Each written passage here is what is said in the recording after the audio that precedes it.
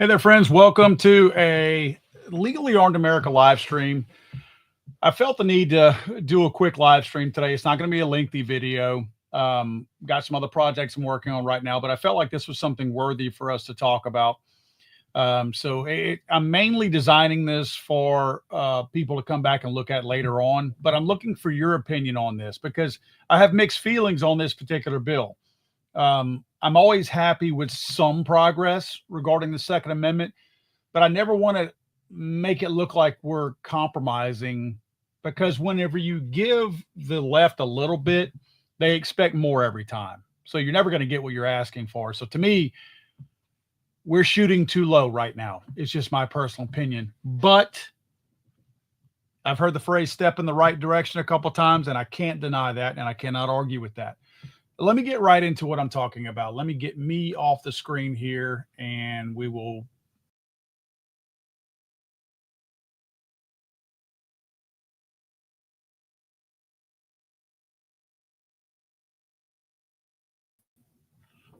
stand by. Let me make sure my audio stays here. There we go. Okay, so this is a bill, and believe me, it's backed by a whole lot of people. A bunch of people are supporting it. I know Gun Owners of America, GOA, NRA, a bunch of folks are in favor of this. Again, I'm not in disagreement totally with it. I just don't like feeling like this is a massive victory when it's not. Let me get right into it. Representative Richard Hudson leads colleagues in introducing Constitutional Concealed Carry Reciprocity Act. Problem I have with this is it's called the Constitutional Concealed Carry Reciprocity Act, which it is not. Let me read more into this. After being sworn in 119th Congress, U.S. Representative Richard Hudson led over 120 of his colleagues in introducing H.R. 38, the Constitutional Concealed Carry Reciprocity Act.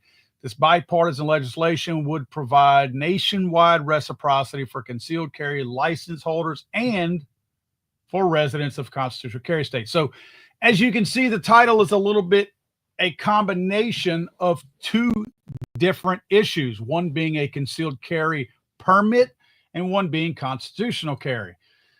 Quote, our Second Amendment right does not disappear when we cross invisible state lines, and this common sense legislation guarantees that. The Constitutional Concealed Carry Reciprocity Act will protect law-abiding citizens' rights to concealed carry and travel freely between states without worrying about conflicting state codes or onerous civil suits. I'm proud to see such strong and widespread support. I will not stop fighting to get this legislation signed into law. H.R. 38 allows people with, here's the part that I want to make sure we all understand. Okay, this is the two parts.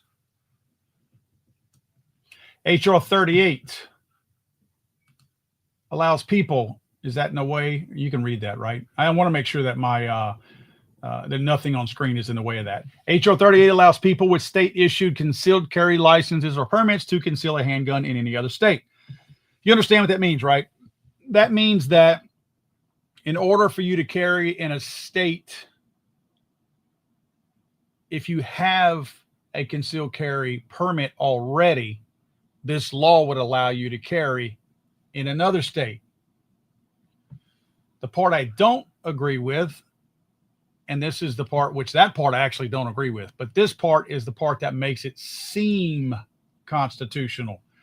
It also allows residents of constitutional carry states to carry in other states. So what that means is it's not a true constitutional carry bill or a constitutional carry reciprocity bill, because there are still states out there who are not constitutional carry. What I mean by constitutional carry, and the accurate wording of that is, if you are in a state that allows open carry and concealed carry without a permit, that is constitutional carry.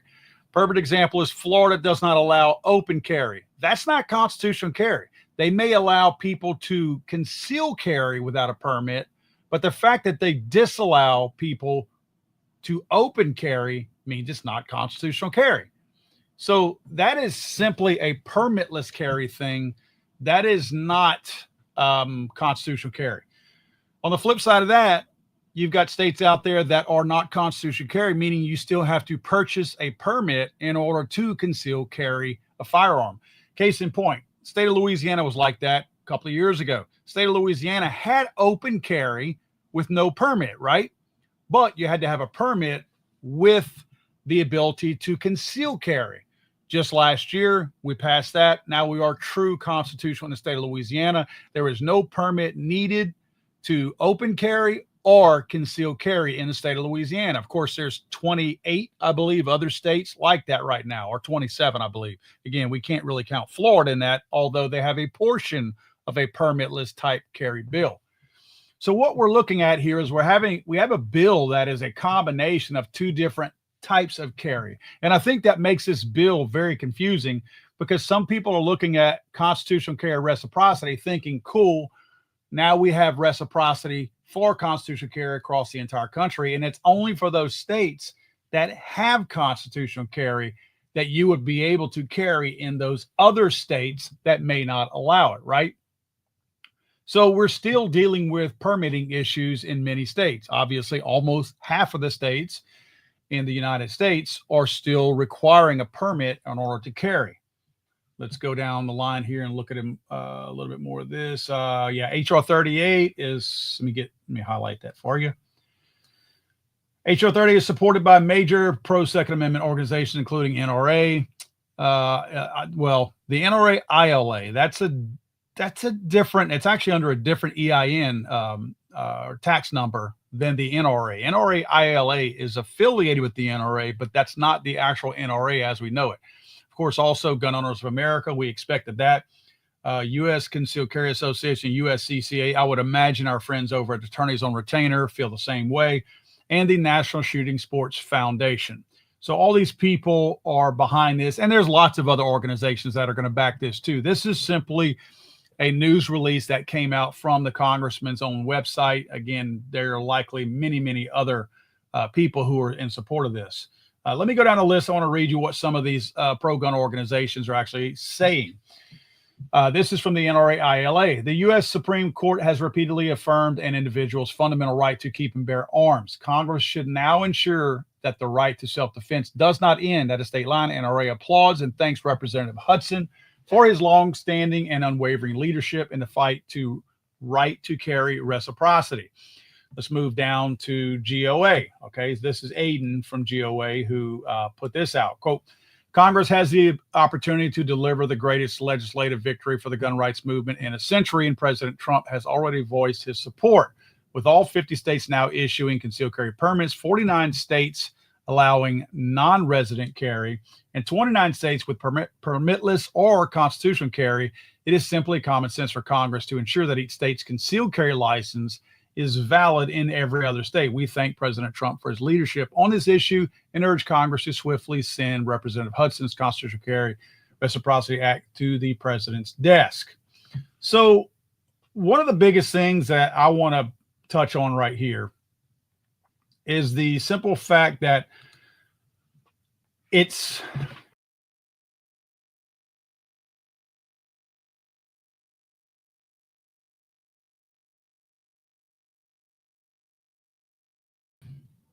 I don't know. I feel I feel like it's important that we don't misuse words, right?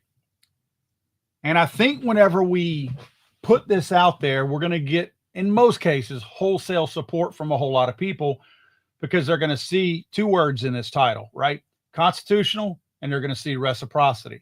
So they're going to automatically assume that if they're in a state that requires a permit, that they're now going to get, in the form of a reciprocal nature, the ability to constitutional carry. That is not true. I hope people don't get into trouble with that.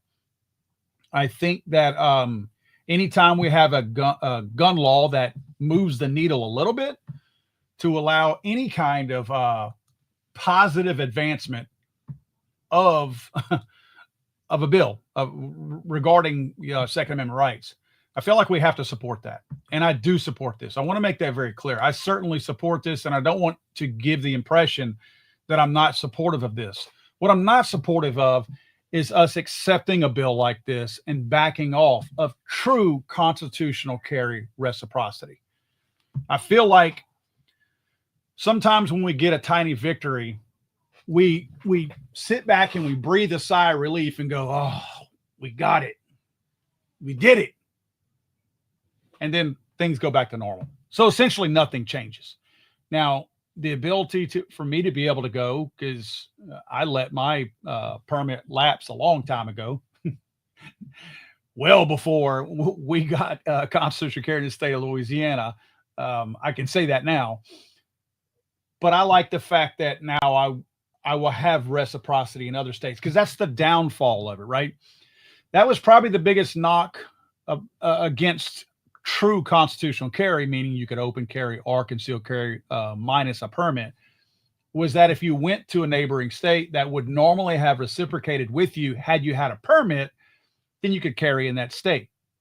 You lose that under the current law when you don't have your permit, when you don't purchase a permit, when you don't purchase a permission slip, essentially is what you're doing. So I knew I was giving that up, and I was okay giving that up because I didn't want to pay for my constitutional rights anymore. And quite frankly, I really do limit my travel as much as possible now. I'm just not a fan of going into certainly heavily populated areas, but other areas in general. And usually if I'm going to have to go to any kind of a meeting or a get together, it's in a heavily populated area. So sadly enough, I knew I was losing that right. I would actually be able to regain that right under this particular bill. So that is a positive for me. I do gain something by this. But let's be real honest. Are you going to California? Are you going to tempt fate and try to carry your firearm into the state of California? How about Illinois? You're going to do that? State of Washington, Oregon, maybe Massachusetts, New York, New Jersey. You doing that? I'm not doing that. I'm not tempting fate here. I'm not going to see. I don't want to have standing, if you know what I mean. I don't want to have standing where I have to go to court to prove that I was innocent and that I have to wait till I get to the Supreme Court in order to go, yay, see, I was right all along. I don't want that. I'm not ready to be that guy. Just sorry. My life is a million miles a minute. And quite frankly, that's a huge thing to have. Plus, it breaks people monetarily is what I'm saying. People can't afford that. You can't afford to fight a legal battle, certainly not against the government, all the way to Supreme Court. None of us can. Most of us can't, I should say. So I think that this is a good thing because it does do some good things. And the one thing that I'm going to take away from this, because I am a glass half full kind of guy, I say we use the left's tactics. The left has a tendency to put ridiculous things out there. And at first you're like, oh, that's just ridiculous. That's crazy. Then when you hear it the 10th time, you're like, that sounds kind of crazy. Then when you hear it the 100th time, you're like, that's a little different. Then when you hear it the 1,000th time, you're like, that's reasonable. Then when you hear it the 1 millionth time, you're like, yeah, I probably would go for that. And I'm being facetious here whenever I say all that. So I feel like if we take that same tactic and at least put something, a positive aura, if you will, around something like this particular bill, even though it's not what we want in totality, I think it still is a move in the right direction. And we know that it's not going to, because it's not going to have negative consequences, because it won't. Then when people get to experience this bill being in place for X amount of time, say it's a year, 2 years, whatever the time frame is, they'll realize, yeah, crime actually didn't go up. In fact, we'll probably have statistical proof to prove that it actually made crime go down. In many cases, it does. It proves that the implementation of these types of bills is going to lower crime, because now the bad guys don't know who's armed and they don't want to do dumb stuff anymore. So I think we'll be provided with that proof to show this is actually a good thing. So hopefully that gets some of the people, not the wackos on the far left. They're never going to be warming up to this type of law, right? I'm talking about the ones in the middle. I'm talking about the ones who are not a true part of the gun culture. They're not anti-gun. They're just not a part of the the pro-gun culture. So they don't understand our desires and our willingness to push for constitutional type bills like this. So if we get them to realize it's a normal thing, in other words, to normalize it, then they start seeing that wasn't a bad thing. So the next time we actually put a bill that we want up, in totality, like a true constitutional carry reciprocity bill for the nation, I think we'll get more support for that. So maybe it's more of a conditioning thing right now with this particular bill to get behind it and support it, knowing that it may change some minds along the way for that moment when we get to that time when we're ready for the real thing to happen.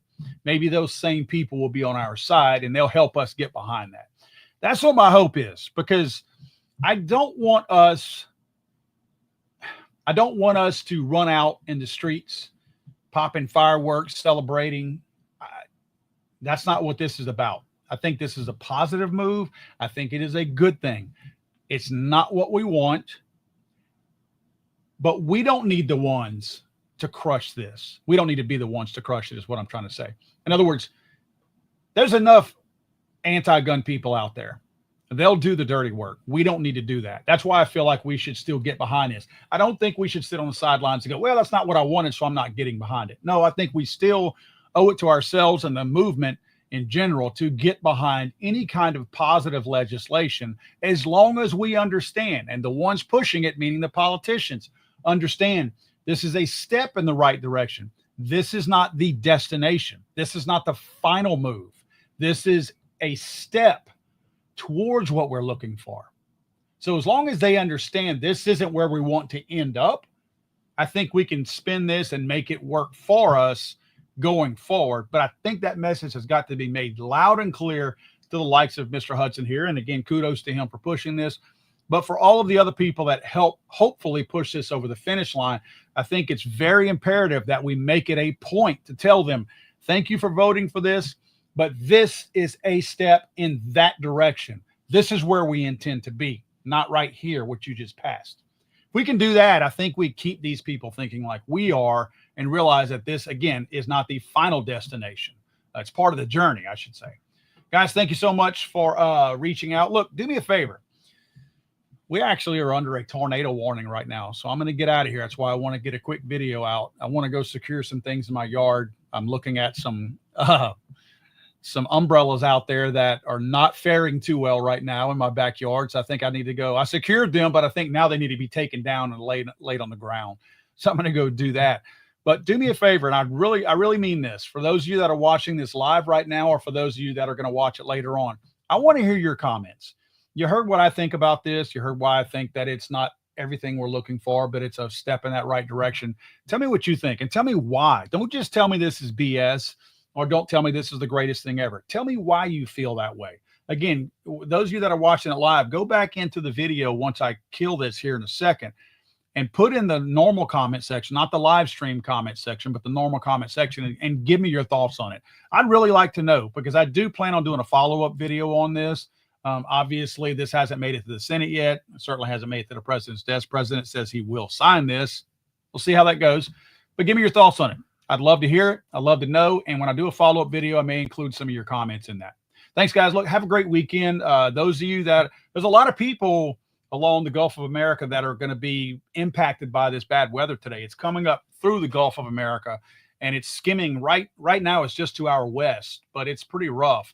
I think the bad stuff is going to head further north, and then we're going to have a second wave of it in a couple of hours, and that's when we're going to get rain. We got no rain outside, but the wind is absolutely crazy, and it's whipping in all different directions. I'm looking at my American flag out there right now. There's a really strong gust from the south. Well, there comes a gust from the north. So, I mean, the wind is whipping in every single direction. So those of you that are going to experience this same weather, please be safe. Maybe go out into your yard right now and secure some things like I'm about to do. Guys, have a great evening. We'll talk to you all tomorrow.